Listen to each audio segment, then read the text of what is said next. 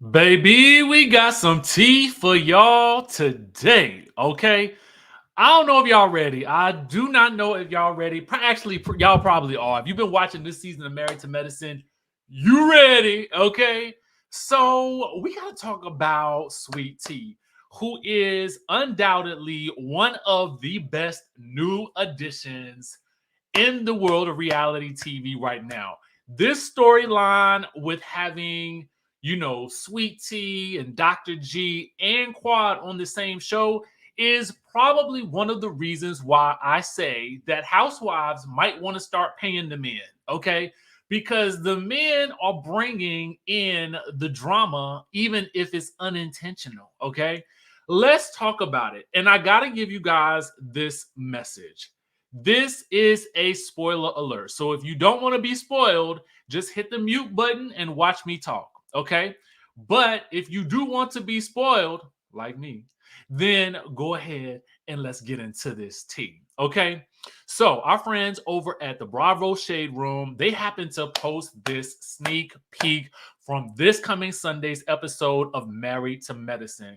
I can't even tell y'all that I am more excited about Married to Medicine right now than I am probably any other show. And y'all know it's a lot of good shows out right now. Now, okay, so the headline reads Sweet Tea complains to Dr. Heavenly about Dr. G, saying that Quad was right about a few things. He would do things that's controlling. Now, she's referring to Dr. G, okay? Her soon to be husband. Well, her husband now. But on the show, she's getting married, and Dr.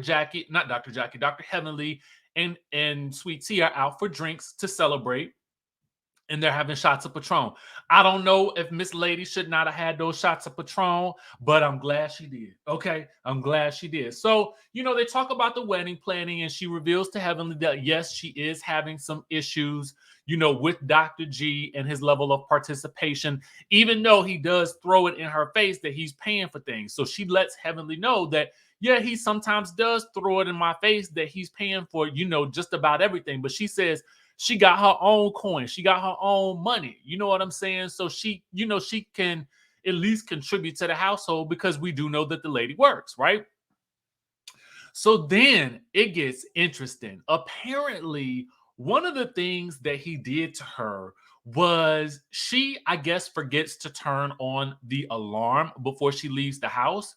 Now, granted, most alarm systems, I know for mine, I mean, I can control it from my phone. So, I'm not necessarily sure why she can't do the same. Or maybe she just be forgetting altogether. Now, whatever happened, she forgot to turn on the alarm, and she said that he lied to her and told her that it was robbers in the house with the pow pows, okay, with the weapons, right? And so when she found out that he was lying, he said allegedly, according to her, let me put the alleged badge up here, that he was trying to teach her a lesson. Okay. Now she's like in her confessional, like, I'm gonna be your wife. You teach your kids lessons. You don't teach your wife a lesson or whatever like that. And then apparently he says stuff to her that makes her feel like basically he is equating her to Quad. He's basically telling her that she's doing things like Quad would do, and they seem to be very basic things like just participating. And I think that one of the things that they show a flashback of is Quad saying that love is not about these monetary things that you keep talking about, because it seems like Dr. G heavily relies on this idea that because he is the breadwinner or a breadwinner and he pays for the things that also allows him some level of control in the situation. And I feel like, for a woman like Sweet Tea, who is, I get what Dr. Heavenly is saying when Dr. Heavenly talks about the level of growth that she is likely going to experience. Dr. G might want to ask himself, is this show the best thing for him and his wife if his goal is to try to keep her in the same box from which he met her, okay? Because she is not going to be the same. She is going to grow. She is going to evolve as does anyone who is on television for any amount of time. It's just going to happen. And so Dr. Heavenly's observation is, these were the same things that Quad was complaining about. These were the same things that Quad was saying. Everything that Sweet Tea is saying are things that Quad would say to about Dr. G. And she in her confessional, she cautions that situation ended with both of them having mug shots. Okay. Now, I don't know why I forgot about that. Or did we know that? I don't know. But anyway, it's crazy. Okay. Crazy. So I cannot wait to see how this whole thing plays out. Hopefully, he watches this and makes some changes, because ultimately, Sweet Tea revealing these things, I don't know if it's a newbie mistake, but what I can say is it's refreshing to me, because she is just open and vulnerable. And, maybe that could be working to her detriment. But I mean, for my enjoyment of the show, I think it's great, because that's what you want in a reality TV star, right? So, anyway, let me know what y'all think about that situation and how you think it's going to play out. I obviously wish them the best of luck, because I don't, I want to see them win, because it seems like they both want the marriage. So hopefully they can find a happy medium. You know what I'm saying? Now, speaking of marriages, okay, the question in my mind is Erica Dixon and Scrappy Doo, are they married? Now, what made me ask this question now is because over this past, I think it was this past weekend, I had seen, obviously, and I think it was everywhere, Erica Dixon and Scrappy. I believe they were at the Usher concert. I believe they was in Down to the Vegas, right? I think this is where this was, right? Now, there was some talk about another vacation to Hawaii, but we'll get on that in a second. But Chaotic, you guys know who that is from the show, okay? He had posted this on his Instagram. Now it's no longer there, but I screenshot it because I was like, I need to see where this story goes, because I've seen some outlets report that they are indeed married, but I just don't, I have not seen a visual confirmation of it yet. Although, if this man is putting it out there, I feel like he wanted people to know. Like, they might want people to know, like, this could be part of the story for the next season of Love and Hip Hop Atlanta. So, with that being said, he's saying that they eloped. Okay. Now, that's what it reads.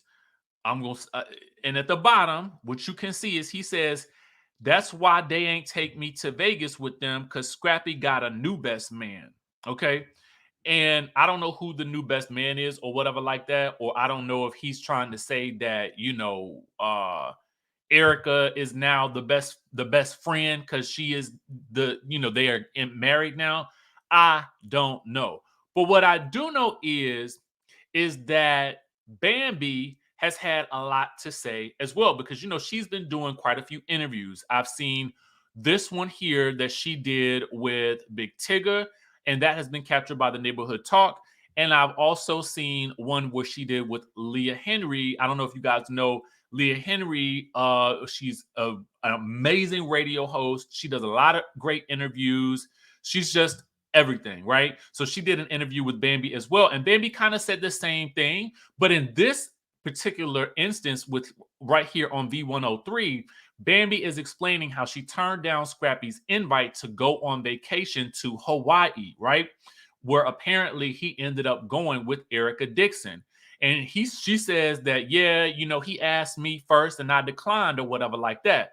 But Momma Dee is painting a very different story, okay? Listen to what Momma Dee had to say about this birthday trip, or this trip, quote, vacation, that Bambi is alleging that Scrappy invited her on. Erica's birthday in Hawaii.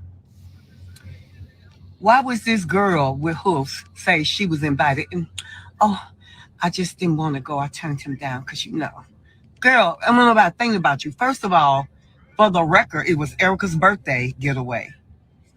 Why would they invite you? So you weren't invited. Everybody, you got to think. She's saying that she was invited to Erica's birthday getaway.